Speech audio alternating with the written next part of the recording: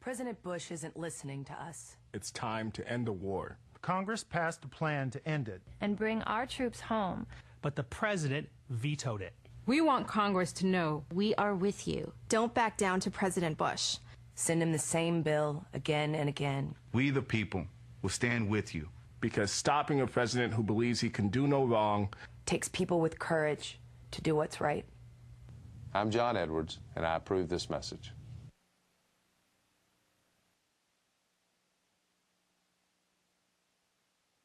President Bush isn't listening to Iowans. He vetoed Congress's plan to end the war in Iraq. And bring our troops home. We, the people, want Congress to stand firm. Don't back down. Send him the same bill that you sent him before. Iowans support our troops. And we have a responsibility to bring them home. Because stopping a president who believes he can do no wrong takes people with courage to do what's right.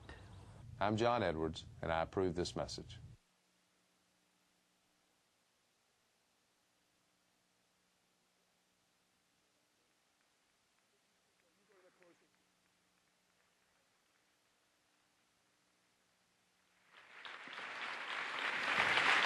You go right here,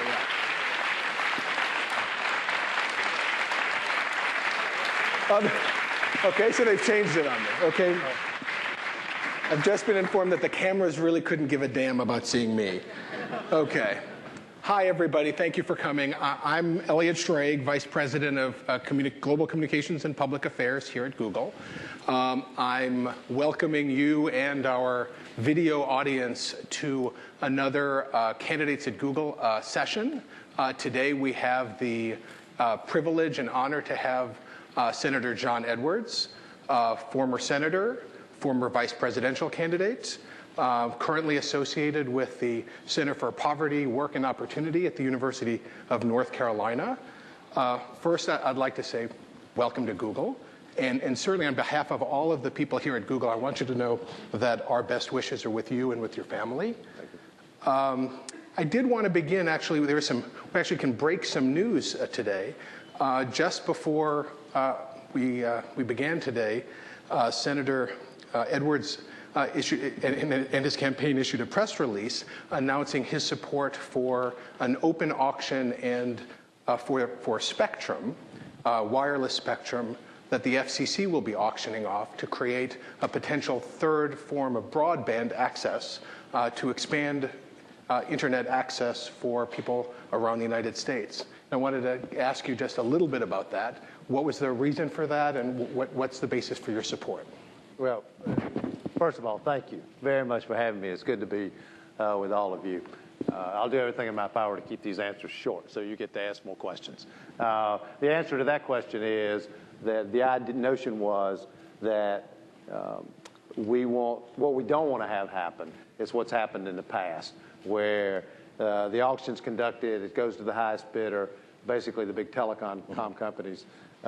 When they control it, there's limited access. We want none of those things to happen. We want it to be open, accessible.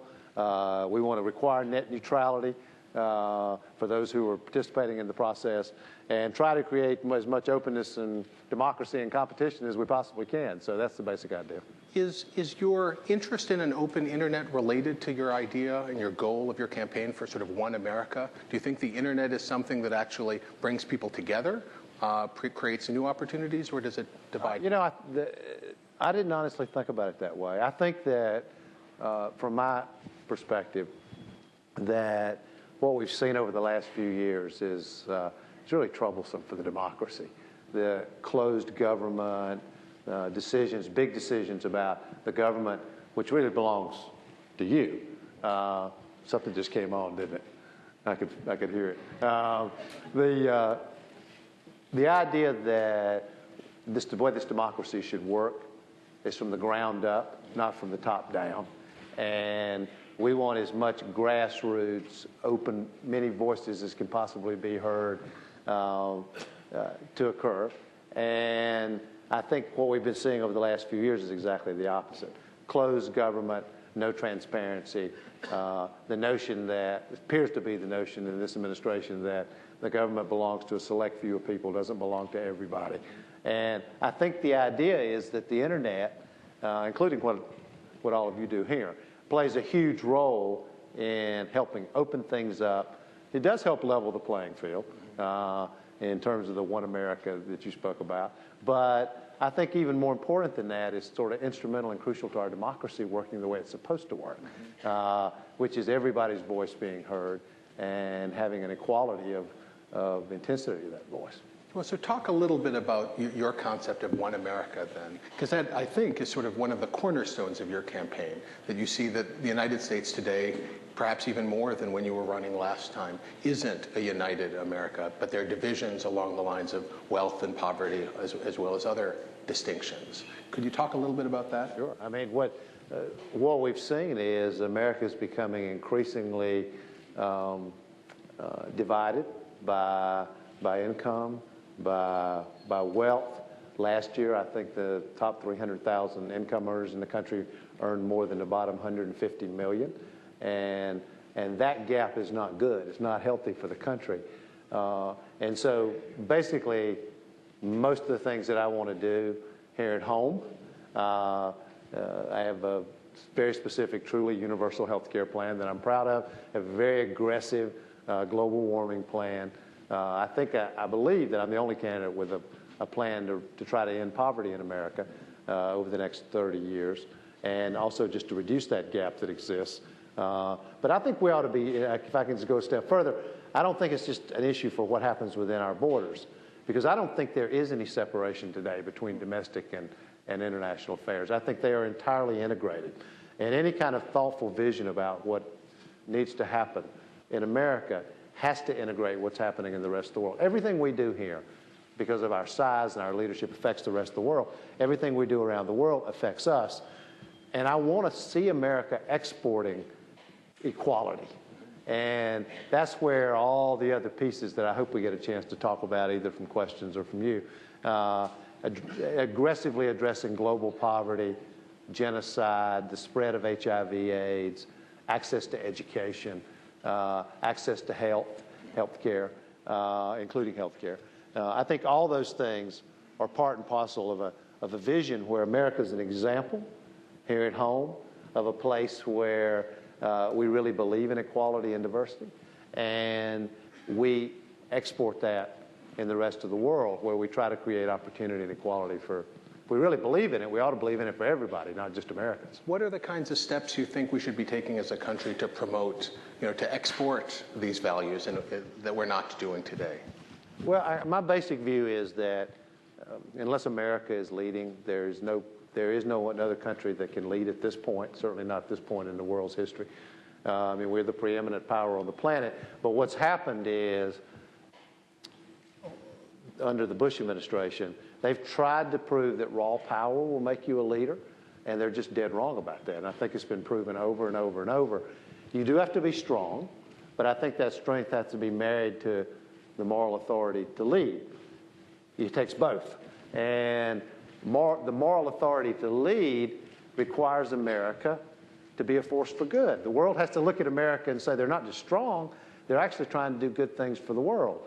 That means we're going to have to meet our responsibility to humanity, not our own selfish short-term interests. So to answer your question, I think the things we can do are, and I'll be glad to go through details if you want, but America should be leading to stop this genocide in Darfur, in Western Sudan and Darfur. I think that, well, let's take, why don't we just stop there? We'll go into a little detail so that, it's, I think people, we pride ourselves on being a data-driven organization. Sure. We say that a lot. And I suppose in the political sphere, the data really is, what are the elements of the kinds of programs? I don't think anyone, indeed, for all the candidates we've had come here, no one expresses anything other than outrage and disappointment, or really outrage about what's going on in Darfur. But different people have different approaches about what we should do, how we exercise moral authority versus how we exercise raw might. Can I frame it first and be very, literally take 30 seconds, and then I'll come back and do the details of each. I think that for us to demonstrate that we're a force for good. We have to do a lot of things. We have to stop some of the bad. That's the ongoing war in Iraq, Guantanamo, torture, spying, illegal spying on Americans, all of which I think are occurring. And then we have to do some things that are good. And good means standing up against genocide, and I'll come back to that. It means leading the effort to stop the spread of HIV/AIDS. I think America should be making primary school education available to over 100 million children in the world who have no access to education. I think we should be leading on making clean drinking water and sanitation available, which is a huge source for the spread of disease. And I think we ought to be leading on economic development, particularly micro-lending and microfinance, which is a place where we can make a real difference. So those are the big areas. And let me do Darfur. You know, and I know probably everyone here has followed this pretty closely, but hundreds of thousands have already died. The Janjaweed militia has been systematically destroying villages, raping women, and have had support, including air support from the Sudanese government. The Sudanese government's engaged in genocide. And the one thing I always ask people to think about, if you want to think about America being a force for good, look at this through the world's eyes instead of through our eyes, which we're not very good at doing sometimes. And if you're the rest of the world, what you've seen is the most powerful nation on the planet has declared that a genocide is occurring years ago, and then stepped back and watched it continue. And I guess the question for us is, if you're the rest of the world and that's what you see, what would you think of us? America has to lead on this. Now, I would not put American troops on the ground in Darfur. I think it would do more harm than good for a multitude of reasons. But I think there are very specific things we can do. We ought to be enforcing a no-fly zone over Sudan so that we at least don't have the Sudanese government bombing in Western Sudan, and we don't have them providing air support for the militias. Second, I think that we ought to be convening an emergency meeting of NATO. We ought to be doing it in the next 30 days so that we can work with our friends and our allies to maximize pressure on the Sudanese government. What we ultimately want is we want a security force, a UN security force on the ground in Western Sudan. The African Union troops, are about 7,000 of them there, poorly equipped, don't even really understand what their mission is, and poorly supported. They cannot provide security, that's clear. So we need a UN security force on the ground. The question is, how do we get that force on the ground? The Sudanese government won't let them in right now. So what we have to do is maximize the heat on the Sudanese government. And I think America and its allies, the president has actually done something in the last 24 hours that's good. You know, he's being tougher about sanctions, tougher about sanctioning companies who are controlled by the Sudanese government, tougher about sanctions against the government itself. Those are all good things. What he did wrong is he did it in his usual way, which was announced he was doing it, and then we said to our friends in Europe, now, wouldn't you like to join us in this? Instead of doing it the other way around, which is what should have been done there, Iraq, and virtually every place else. So I think that's the starting place. We want to ratchet up the sanctions. We want to be tough economically and diplomatically to maximize pressure on the government. And then a critical component of this is China. I mean, China actually has the economic leverage with the Sudanese government, and that means we're going to have to use every economic and diplomatic tool we have to put pressure on the Chinese to do the right thing. And they've actually moved some recently. And then, if we can get a security force on the ground, America should be providing logistical support for that security force. I mean, it's all those things. And last but not least, America and all the donor nations should be providing humanitarian relief there. So you articulate a very clear vision of marrying sort of a humanitarian interest with military support. I know a lot of people want to talk about Iraq, a situation where we went in part, so people say, for the humanitarian purpose of overthrowing a dictator, as well as other reasons which have proven not to be the case. You've actually been on the record as having regretted the vote that you made at the time to authorize military action there. Given that we are there now, given that we have the situation that we have, there was just a vote in Congress about whether or not we should continue support, and there was a debate about whether we should set a date certain for pulling troops out. Would you have supported that had it come to a vote? Oh, well, let me say a couple of things. Let me say to not just you, but to everyone here. For those of you who haven't heard me talk about this, and my guess is not many of you have, I didn't know you were going to ask me about it. I voted for the war, and it was a huge mistake, and it was wrong, and I have the responsibility for that. Unfortunately, I'll have to live with that. But I think that the way the war in Iraq has been conducted has been a catastrophe for America. And I will say, I do think it's important. This is for you to judge, not for me to judge. But I think it's so important for us to have the next president of the United States not only to be open and to have a transparent government, because the government belongs to you, but also to be honest. You know, every president we've ever had and every president we're ever going to have is going to make mistakes. And for me, it was really important to say that I had made a mistake and I was responsible for this. I think that where we are today, and this goes to I heard them showing the ad a few minutes ago when I was backstage. I think where we are today is the Congress has the power to stop this war. It's just that simple. They can stop it. The question is, do they have the backbone to stop it? And I know they're nervous about the political implications of using the funding power, their constitutional power to fund, to stop the war. My view about this is life and death, literally.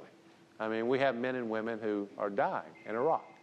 And we have, I think, a moral responsibility to those men and women and to their families who are back here at home to bring this war to an end, to do it the right way, in at least what I think is the responsible way. But the Congress can stop it. All they have to do is continue to submit to the president a funding bill that supports the troops, but has a real timetable for withdrawal. They did it once. They did the right thing.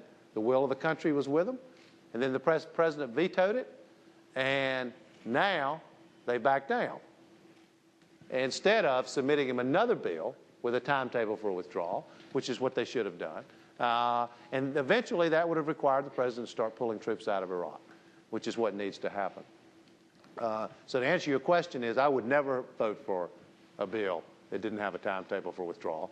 This president has proven over and over again he doesn't think he can do anything wrong, and he's bullheaded. And the only way he's going to change course is for somebody to make him change course.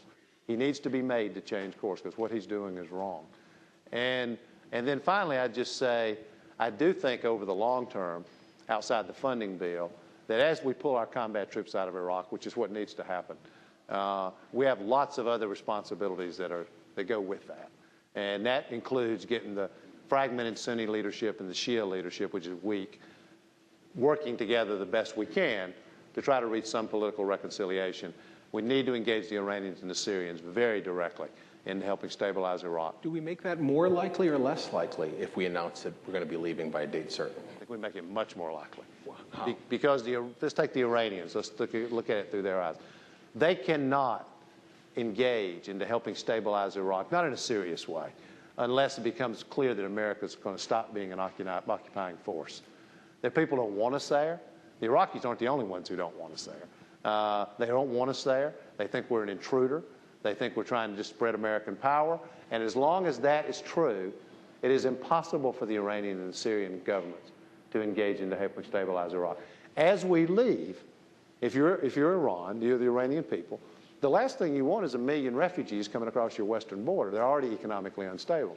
And then on top of that, you're a Shia country in a Sunni-dominated Muslim world. So 85–90% of the Muslim world is Sunni, not Shia. So if this thing gets bad, spreads outside the borders of Iraq, they're in a bad place. So they have a tremendous incentive to help stabilize Iraq if America is gone.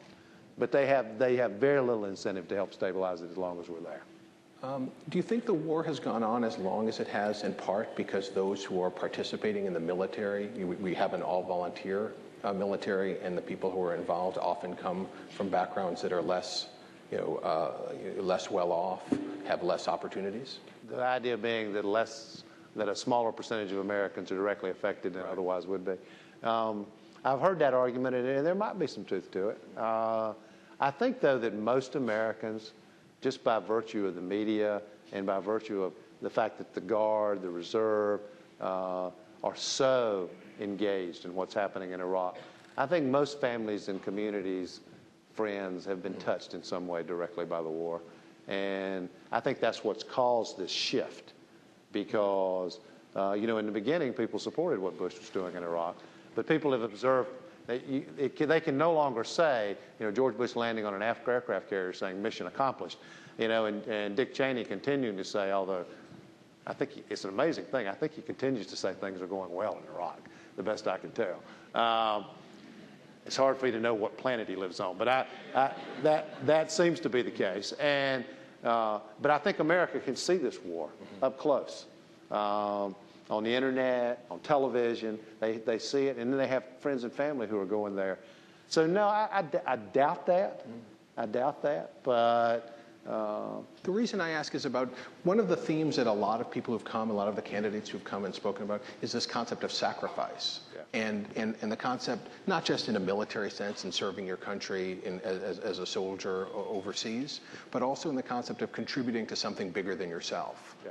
And what are the demands or what are the opportunities or what are the responsibilities that are related to sacrifice? As you talk to people, and again, this is an audience of, I'm an old person here at Google. As you talk to people here and at other audiences, what are the issues or the kinds of sacrifices you think people should be thinking about making on behalf of their country and to make the world a better place? Well, can we first talk about basic concepts, which are that you cannot bring about the bold transformational changes that are absolutely required in America and the world without you.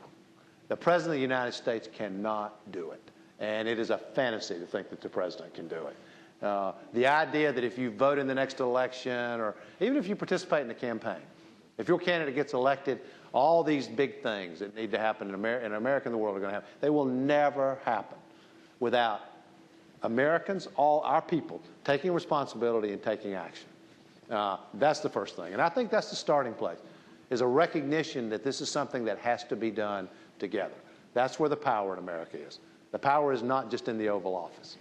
The power is across this country in rooms just like this and with people just like this. That's good. The great movements in American history, that's where they started. The Civil Rights Movement, which I saw up close, the movement to stop the war in Vietnam, stop the regime in South Africa. It's the war in Iraq right now. It's happening. So that's the first place. Second place is, I think there are some obvious things for Americans to do. Conserving is a perfect example of that. I mean, we have a crisis with climate change, and I hope we get a chance to talk about it more, but it can't be fixed by just innovation and just investment. It's going to require all of us being willing to conserve. But I think there are multiple examples. You know, if we want to end poverty in this country, it can't be done just by spending money. It's going to require all of us to take responsibility for what I think is a huge moral issue facing our country. So I think there are multiple ways for people to participate, and which is why, by the way, I don't want to break my arm patting myself on the back, but about a year ago we started a group called One Corps, O-N-E Corps, which is a service organization. This was before there was any presidential campaign. And we've got, you know, thousands of chapters around the country. I don't know exactly what the number is now, over 1,000 I know for sure. And this is a group of people who, they do some politics, but a lot of people aren't interested in the politics. And what they do is we engage in service projects. We help in poverty and against poverty and community action centers. We've gone out into communities and help wrap pipes and change light bulbs, pretty simple things. But these are examples of the kinds of things that if you take it and you multiply it by the number of people who live in this country, that's where the power is. There's no question where the power in America is. Do you think, let's follow up on one of the areas that you mentioned. Do you think sacrifice is needed in order to address some of our economic security issues, our energy security issues? So much of our energy or oil is imported. Is that an area where, not only because of energy security, but as you suggested, because of issues of climate change and global warming, is that an area where sacrifice is required? And what are the kinds of plans or what's your vision for addressing those issues? Energy and climate change? I think sacrifice is a huge component of it. I'll give you the basics of what I think need to be done. I think, first of all, we ought to cap carbon emissions in America, greenhouse gas emissions. I think that cap should be ratcheted down every year. And I think that we should plan to reduce our greenhouse gases by 80% by the year 2050, which is aggressive. And I'll be the first to tell you it's more aggressive than most of the other presidential candidates are for. But I think it's doable, and I think the scientific community believes it's doable. And what I would do is below the cap, I would actually auction off the right to emit any greenhouse gases. Most people believe that'll generate around $30+ billion of revenue. And then that money should be used to invest in completely transforming the way we use energy in this country. And that means we're going to have to invest in wind and solar and cellulose-based biofuels. I think we're going to have to put at least $1 billion in the development and implementation of carbon sequestration technology, carbon capture technology. I think $1 billion ought to go into both helping and pushing our car companies in America to developing more fuel-efficient vehicles. I think the sacrifice there is that energy costs essentially would go up, perhaps significantly for people. That's only part of the sacrifice, though, because in addition to that, Americans are going to have to conserve. All of us. We're going to have to conserve in our homes. We're going to have to conserve in our places of work. We're going to have to drive more fuel-efficient vehicles. We've got to raise the fuel efficiency standards significantly in this country. I think we ought to also decentralize the way we provide electricity in America. You know, what we have now is we have big centrality. We have big power companies who make more money the more power we use. What we want to do is spread and create more competition. Decentralize these power grids, allow community groups, smaller communities, grassroots organizations to compete to help drive down prices. Solar cells. Huh? Solar cells. All of the above. And we ought to do all of those things. Mm-hmm. And I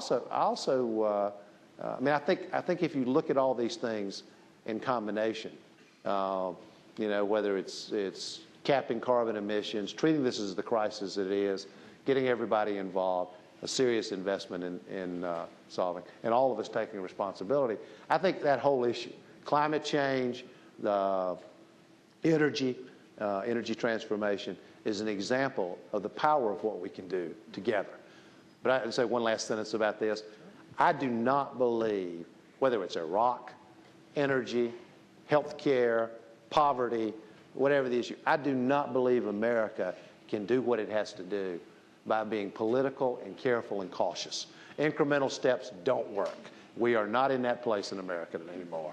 We are now in a place where we have huge, big changes, and it's going to require America to have both a president and a people who are willing to take some risks, who are willing to do some things that may feel a little dangerous and risky in the short term, but it's the only way that we can actually bring about the change that's going to be required for America to do what it's capable of doing. So taking big risks in immigration, should we legalize the people who are illegally, I think the 12 million people, there's been a lot of debate about that in Congress. We should have a path to citizenship for them, absolutely. And I personally think there are serious issues with the legislation that's in the Congress now. I think there are three things we need to do about immigration. They're really not that complicated. One is I do think our southern border is a mess. It's porous, and we're doing a poor job of securing it. We need to do much better. Second, I think we have to be tougher on employers that are knowingly violating the law and, in many cases, abusing their workers. But then third, I think there has to be a path to citizenship for the millions of people who are here. It's a basic moral question. We don't believe it's okay to have millions of people living here and living as second-class human beings. That's not right. And there needs to be a very clear, very direct, very simple path to citizenship for those people. I know that there are a bunch of people who are going to want to ask questions. I'm just going to ask a couple more. If people want to get behind the microphones and line up for questions, less of a policy and more politics question. You've been through this before, running for vice president, and you know, what are the lessons that you learned in that campaign, and how are they playing out in this campaign? The lessons. How much time do we have? I think that we are we are in a historic time in the country's history, and an historic time in America's history with respect to the rest of the world. I think for a lot of reasons, there's a convergence occurring of factors, considerations that require a couple of things from the next president of the United States. One I mentioned briefly, but I didn't really talk about it at length, is there's some personal characteristics. If I weren't running for president and I were looking for a president, I would be looking for these two things. One is the personal characteristics that I think America needs at this particular time. And that means honesty, sincerity, openness, and for lack of a better, just a feeling that you have when you listen to them, that there's an air of decency about them, that they're really trying to do the right thing. They're not trying to sell you. They're not trying to tell you what you want to hear. They're not trying to, but a good human being trying to do the best they can. Because I think, and the reason for that is because I think the trust bond between America and its president has been destroyed. And it has to be reestablished. And I also think that it's true for the rest of the world. The rest of the world has to feel trust in the President of the United States. So for me, I wouldn't be looking for the next great politicians. I know there are great politicians on the Republican and the Democratic side running for president. I could care less. I mean, that's not what we need in a president right now. And then the second thing is somebody who's willing to push the envelope. I mean, somebody who's not saying, I got to be careful about this because what are the political consequences to me? What maybe this won't work well, et cetera. And I think that you've got to have somebody who's willing to say, this is bold, it's innovative, but it's what we ought to do. We got to take some risks, and I'm willing to live with the consequences of those risks. I just think that's where we are. Okay, let's begin with some questions over here. Gosh, lots of people asking questions. We'll start over here on the left. Hi, Mr. Edwards. Thank you for coming. I wanted to go back to immigration, and before that, I like what you said earlier. There's a lot of good things you said, and particularly in terms of the things we do having consequences beyond our borders and how things are very international, and we have to take that into account. And I wanted to ask about where you see that with immigration, because the three things you mentioned didn't seem to touch upon anything to do with the policies we have now that facilitate conditions in Mexico, for instance, that make it advantageous for these people to take these risks across the border and work as illegal immigrants here. NAFTA in particular, I'm thinking of, and how do you change something like that when at the moment the power in my eyes still lies a lot with corporations and big companies who pay a lot of money for lobbying and whatnot. And changes like in NAFTA and other things and other policies we have, you're asking those corporations to bite their own hand because they're the ones that are going to be affected the most. So. No, that's a very good question. I should have talked about it. I didn't. You're right. I mean, the underlying issue is how do we create a world, and you're asking specifically about Mexico, where there's not this incredible drive to leave their country and come to America because things are so bad there. And because we have, and you're right about this too, multinational corporations who have an economic incentive to continue to promote policies that allow that to exist. How do we overcome that? And some of the things I talked about, but in a very generic way earlier. For example, my suggestion about education, that's something that has not as much effect in Latin America as it does in Africa and the Muslim world, but it could certainly have an effect there. Economic development, the same is true. Micro-lending, microfinance, et cetera. But I really think at the end of the day, the way you have to do these things, I think we have a dysfunctional healthcare system, which I've talked about a lot, but I also think we have a dysfunctional political system. The way we finance political campaigns in this country, it couldn't be more unhealthy. And just as comment, I don't want to, listen, I'm not holier than thou about this. I've raised millions of dollars, both in 2004 and now, to run for president. But that doesn't mean I think the system is good, because I don't. I think that there is only one solution, to taking the power away, what you're describing, from those who have a very narrow interest that's contrary to the interests of America. And I think that solution is to really take money out of politics, which is to publicly finance all of these campaigns. I think if we publicly finance these campaigns, you literally pull the life out of these big groups, people who have a huge presence in Washington, lobbying groups, lobbyists, et cetera. And I think we need a president of the United States who says they are committed to changing the way we finance political campaigns in this country, even though it's contrary to their own personal interests, because it is unhealthy and undemocratic the way we do it now. Those are the things that I think. Thank you. You're welcome. Question over there. Hi, Senator. Thank you for dropping by. Yes. So I should preface this by saying that while I think it's important to know whether our decisions are right or wrong are important, they aren't nearly as important as how we arrive at those decisions. So I'm wondering if you could possibly shed some light on how you arrived at your decision to vote for the war. Be glad to. The process is fairly important to me. How I arrived at that decision, or how I arrive at decisions today? When you were actually in the Senate. Sure, be glad to tell you. And hopefully we learn lessons from our mistakes. So there are some things that I would do differently now than I did then. When the vote was coming up, there were two things going on inside me. One was, as a member of the Senate, as a member of the Intelligence Committee, I did everything in my power to get factual information about what we knew about Iraq having weapons, biological, chemical, and at least at that point, the possibility of them trying to get nuclear weapons. So I received lots of factual information as a senator and as a member of the Intelligence Committee. Then I went to members of the Clinton, high-level members of the Clinton administration who had just left office pretty recently to see what they said about the same information. Did they verify it? Did they dispute it? Was there any contradiction? And I can tell you there was essentially no contradiction. It was all almost completely consistent. But I want to be really clear about something. So that was wrong, and I'm responsible for that because I made the judgment. But there was another piece, and that is I personally felt huge internal conflict about giving George Bush this authority. I didn't trust him. I thought he had an agenda. I was worried, and Lord knows that turned out to be true, that he would never do the things that needed to be done in dealing with these what we thought were weapons in Iraq and with the international community.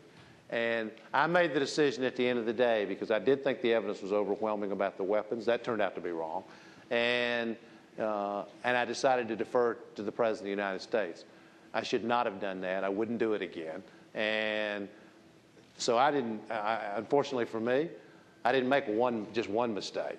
It's not just that I had bad information.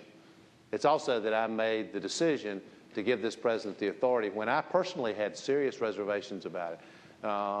And I shouldn't have done it. I mean, that's really... Now, in terms of how that informs my decision-making today, I would be highly skeptical about any kind of intelligence information that I was provided as President of the United States. I'd want to be certain that the information had been verified. Secondly, I want to surround myself, both at the vice presidency and in especially the most important cabinet level positions, with people who are smart, who are strong and independent, and who will challenge me in what I think. I'm not interested in being surrounded by a bunch of people who agree with me. I'm interested in having really tough people. Want to suggest any of the names of people who you might consider to be Secretary? No. Okay. Thank you. One question, though, I did have, there's been, I think it's coming out in the Sunday Times Magazine, this whole question of how other candidates approach the vote at the same time. There was this national intelligence estimate that was confidential, that only, that you had to have security clearance so members of the Senate could read. Did you have a chance to read that, and was that part of the... I read it. But the idea that, somehow we had so much more information, having the information turned out to be bad, not good.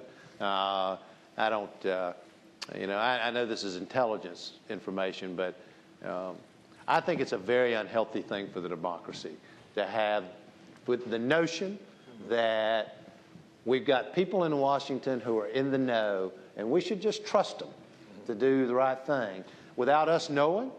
Why does America not know? I mean, if we're not making decisions about issues like going to war, is America not entitled to know what the basis for that decision is besides trust me? You know, rely on me, trust me.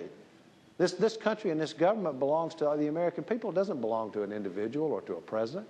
And I just think my basic view about this is transparency, openness, sunshine is the healthiest way we can do these things, because then the American people actually know how decisions are being made. Great. Next question. Hi, Senator Edwards. Thanks for joining us here at the Googleplex. I was pleased to hear you mention clean water and good sanitation as international issues. Public health issues aren't super sexy, and so it's great to hear a presidential candidate mention that. Can you expand a little bit on your plans for addressing worldwide global health issues? Yeah, global public health issues. Be glad to. You all may have followed, there's a guy named Jeff Sachs who wrote, I think, the best book that's been written on addressing global poverty and all of these issues, health issues, et cetera. And what I have proposed is basically a three-piece plan to deal with this. And one thing I would say to all of you, I get a lot of pushback on this in big parts of America. You know, maybe less so here in California, maybe less so in New York, but you should just be aware that in a lot of the country, people say, why are you talking about spending money to educate 100 million kids when we have trouble funding our own education system? Why are you talking about spending money for clean drinking water and sanitation? Well, I have to say, I have to be honest with them, some of this has become very personal for me, because I've spent since the last election, I've spent most of my time either overseas or working on issues overseas, including with groups that I have enormous admiration for, like the International Rescue Committee. And I've spent time, for example, in the slums outside of Delhi, been all over Central Africa. And this has become a very personal thing for me. When you look into the eyes of a little girl who's the same age as your little girl, as I did in Lira in Uganda, and her parents were slaughtered by the rebels, and she has this look in her eyes. It's just pure blackness. I mean, there's no life at all. And I compare that to my Emma is my daughter, my Emma, and I just think to myself, how can America stand quietly by and let this happen? We can't. That's not who we are. We're better than that. And whatever the political ramifications, you know, and I'm sure they're not good. I'm confident of that, but I don't care. What matters is if my voice can be heard, and as president, if I can lead an effort to do something about this, there are three pieces to what I want to do. They cost a total of about $5 billion a year. So the cost is a lot, but it's not prohibitive. I mentioned these earlier. One is the education piece. Us, not just us, but the international community, making primary school available to the kids in the world who don't have it. The second, which is the piece you're asking about, is a combination of investment. It's between $1 and $2 billion a year into putting people on the ground and teaching and making clean drink on sanitation and making clean drinking water available. As you well know, clean drinking water is very difficult to find in a lot of parts of Africa, in the third world in general. And third is the development piece, but also creating a cabinet-level position for somebody who would coordinate these humanitarian efforts.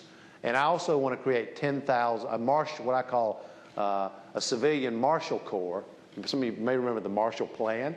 Civilian Marshall Corps, which is 10,000 experts in humanitarian aid, whose job it will be to make sure that we're using the most creative, most aggressive, most innovative techniques to address these issues.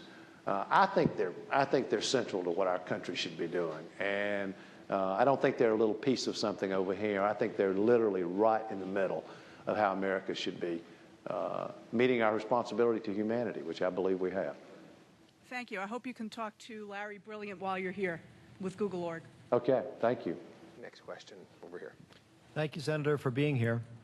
I think there's been a lot of attention on the impact of this presidency on the federal judiciary. I think people are less widely aware the politicization of the higher levels of the civil service and of the military.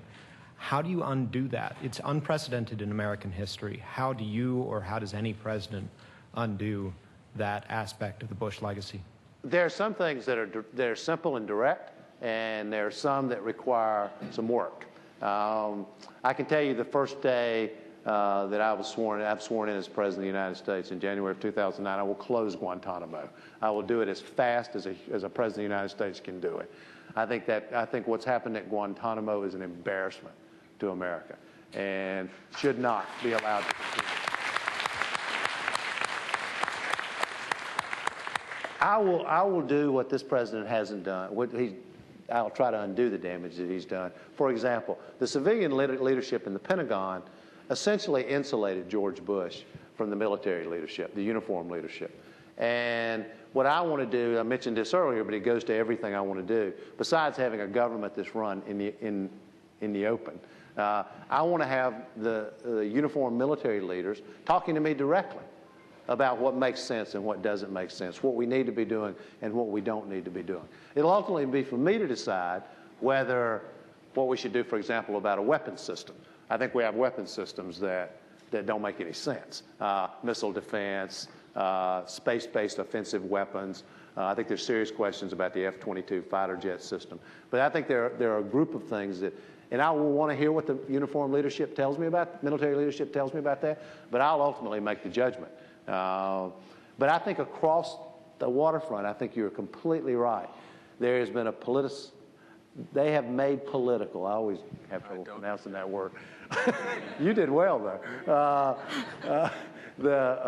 I think they've made everything political. And I think that has to be changed. We have to get good people, competent people, no matter what political party they're from, to run these agencies. No more brownies, the guy at FEMA. No more of those kind of people. And I think the president has to have contact with what's happening at the highest level of the agencies of government, so that the president knows what's actually going on, and you don't have some buffer that doesn't allow you to see when there are problems occurring. I think that's the simple answer. What about the the judiciary. Can I say a word about the judiciary, too? I'm sorry.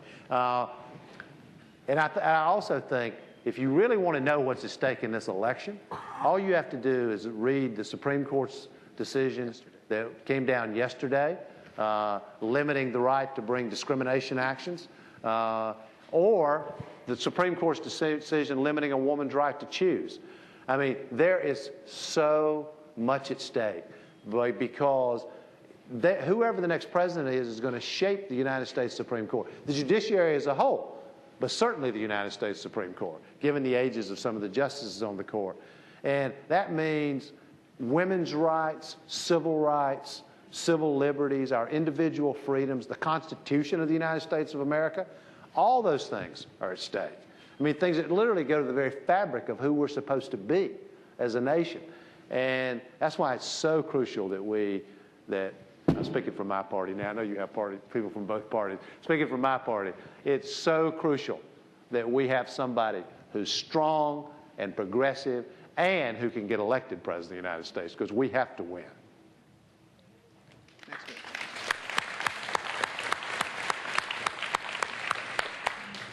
Hi, Senator. Hey. I wanted to ask you a question about Iraq. Yes. And I actually am going to disagree with you on your assessment that Americans are connected with this war, because I think a lot of people don't have the same tie to it that they did in Vietnam. And I think one of the... Do you think it's because of the draft? I can't say... I think that it's because of the draft, and it's because there's so few people in the Army, and it's also because 50% of the people that are in Iraq right now, that's the estimate, are actually contractors.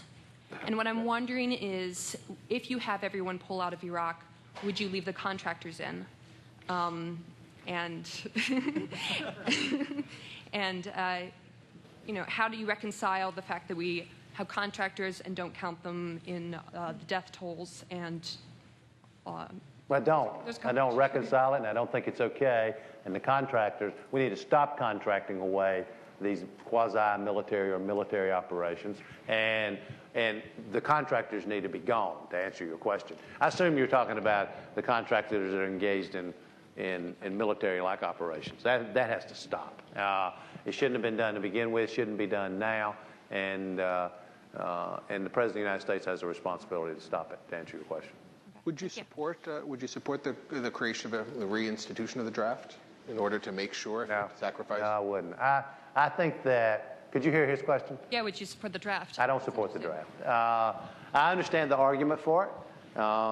I mean, there is, I know Charlie Rangel and others have argued eloquently for it. I mean, their basic argument is the question you raised at the very beginning, that when a war like this doesn't touch a wider swath of America, that it's harder to build up the voice of America to stop it. And that is the best argument for it. But I don't believe, a couple of weeks ago, I spent all day on a Sunday with about 30 or 40 retired generals and admirals who are good people and who absolutely disagree with Bush about Iraq and what needs to be done, and agree with a lot of the things I've said about humanitarian aid, et cetera. But they are not in favor of the draft for multiple reasons, including that they think it will actually weaken the military. And they are for expanding the military, but they want to do it by paying people better, giving them decent benefits, helping them transition into and out of the military with educational help, et cetera, all of which I think is enormously important. But no, to answer your question, I'm not for the draft.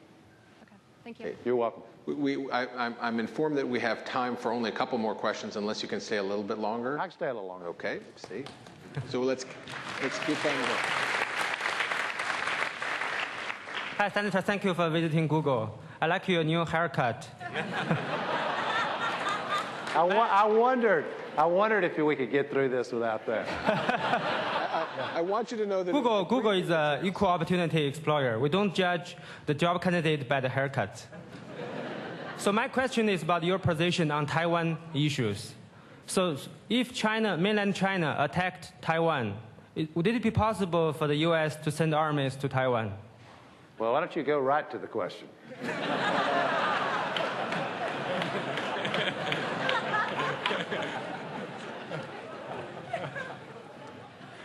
We have a, I'm not going to answer your question. I'll tell you that in advance.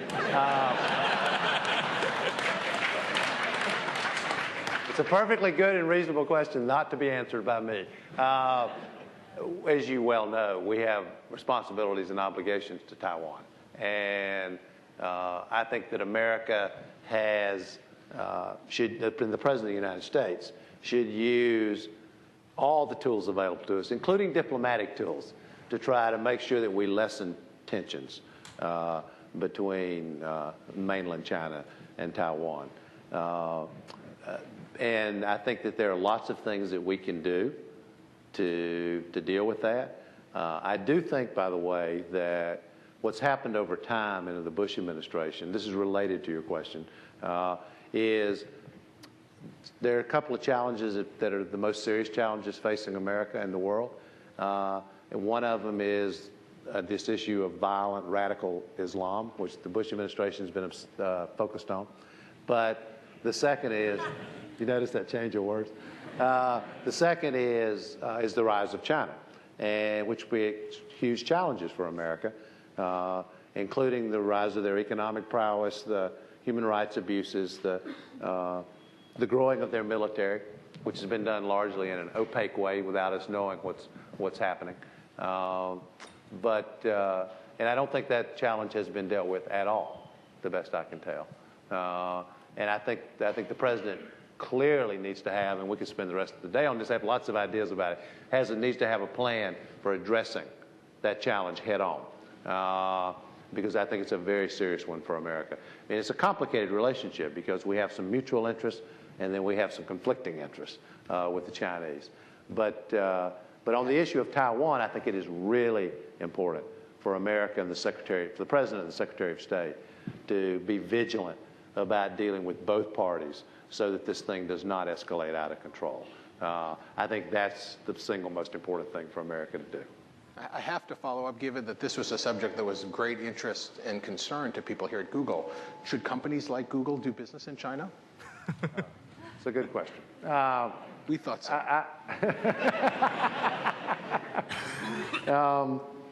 I think at this moment it would, for America, for Google, for companies like Google, to just decide they're going to unilaterally not. I don't even know if you do business in China, I assume.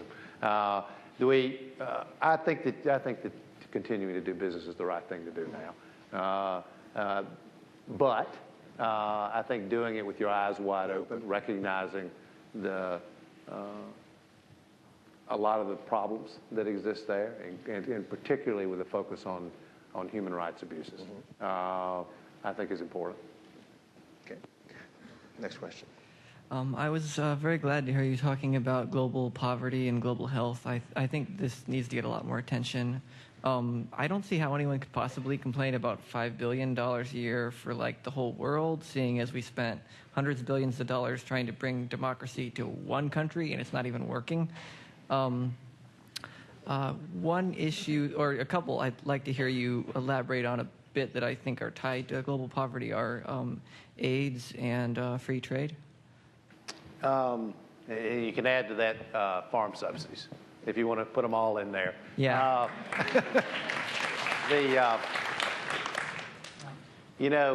It's, first of all, the spread of HIV/AIDS. And by the way, I don't know if you saw this, but Bush is asking for some additional money on an AIDS initiative. Why it took this long, I'm a little hard to understand, but he is asking for it.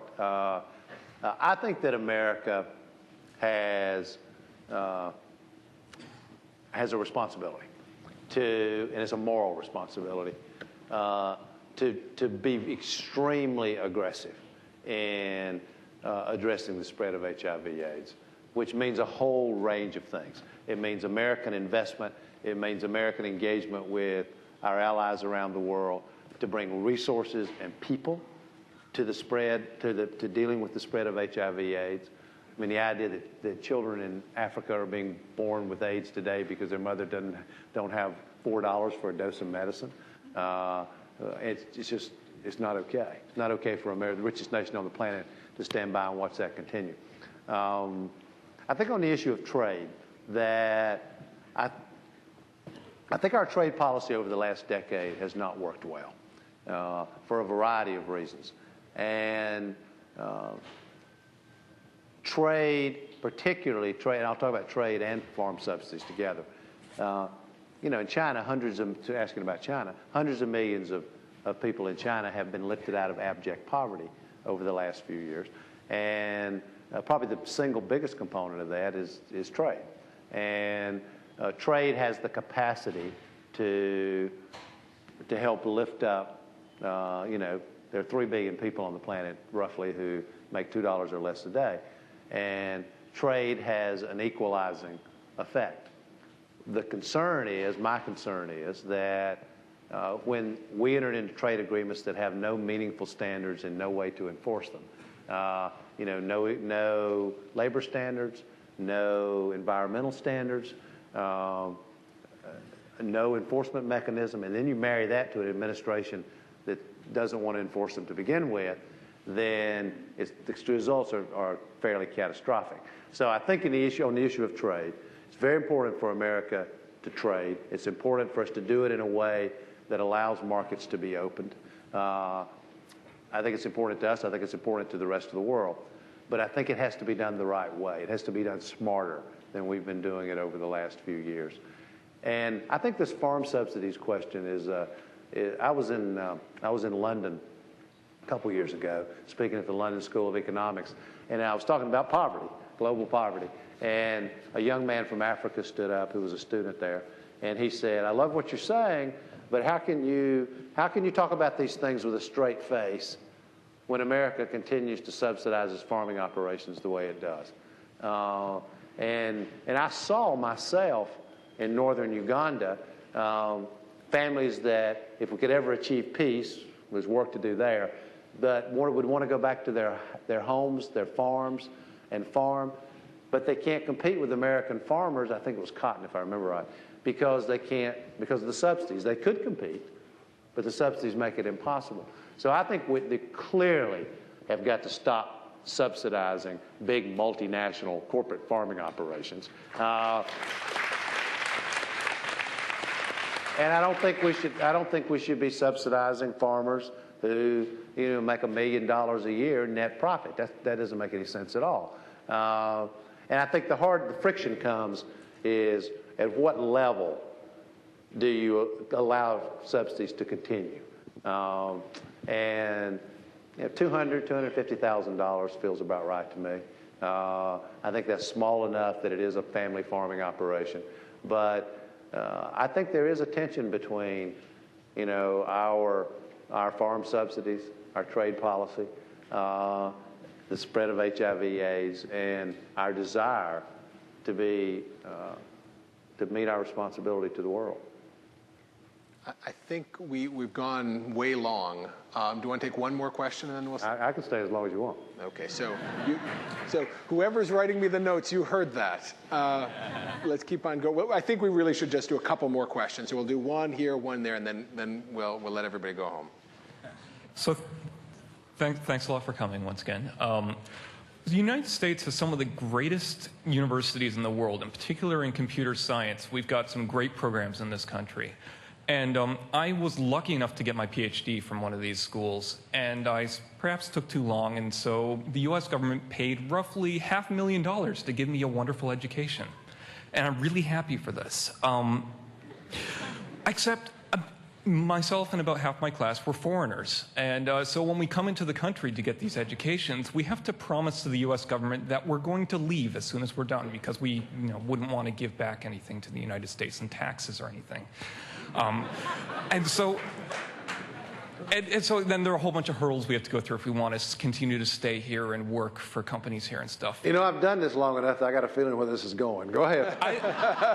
Yeah, I was just wondering, what can we do to make it easier to attract top talents to the United States to work here and live here and participate in the society and to build great companies in the area? Well, here's what we want. And I don't know in my own mind exactly what the right balance is.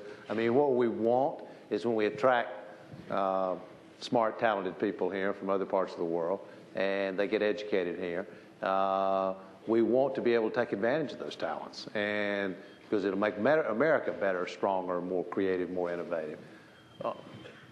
The friction comes with, we'd also love to expand the number of Americans who are engaged in these same areas, computer science, which is what you just asked about.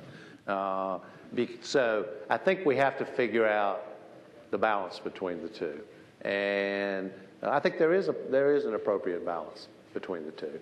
But for those who come here and get educated here and who have something meaningful to offer that we don't have somebody, an American, who's ready to do it, we need to be not only willing but aggressive about wanting to take advantage of talented people like you.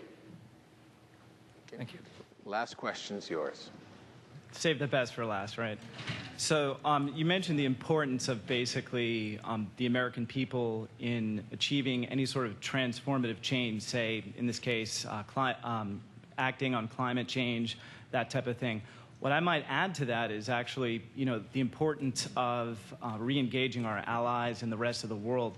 I'm wondering what you would do specifically to help us regain our stature. I spent the last couple of years of my life living outside of the United States, where it wasn't exactly the most popular thing on the planet to be an American. And I want you to address the question in two ways. One would be the kind of standard way, how do we, talk to Germany and Europe again? And the other would be, and it pertains to a comment you mentioned earlier, that we don't do a good job as people at stepping outside ourselves. So how would you address that sort of domestically?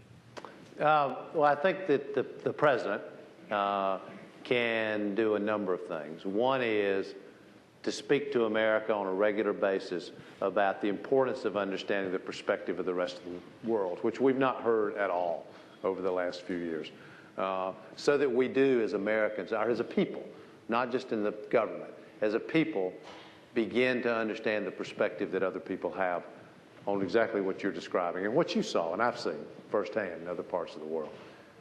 I think the second thing is, what I would want to do as president is actually travel the world in the first 6 months in office and speak in a very open way to other people around the world, not to leaders behind closed doors, but some of you will remember the John Kennedy gave this famous "I am a Berliner" speech and had a huge impact as a result.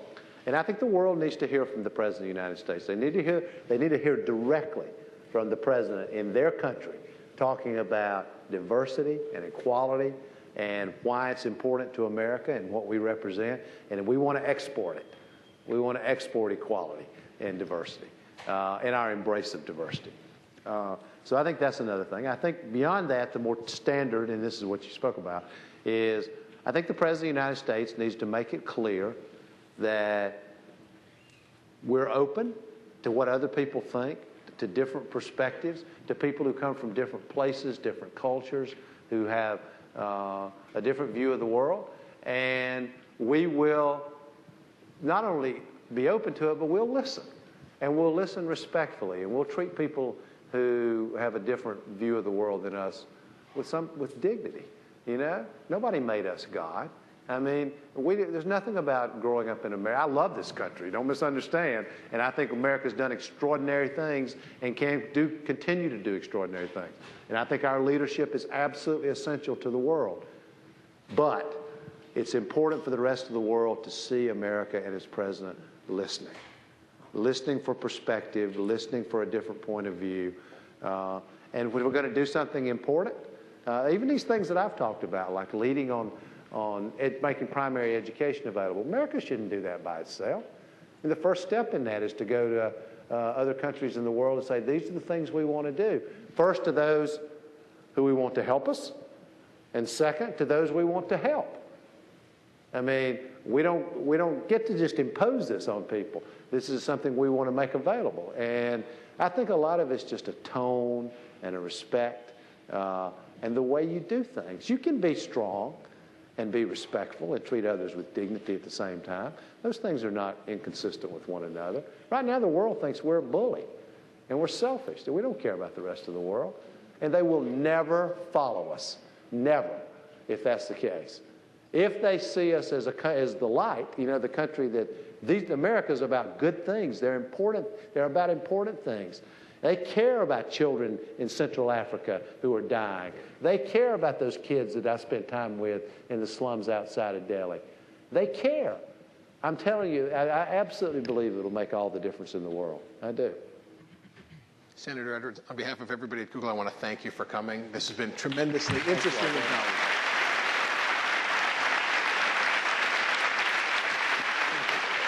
Excellent. It was really excellent. It's wonderful. Thank you all. Thank you. Yeah, let's do this. Okay.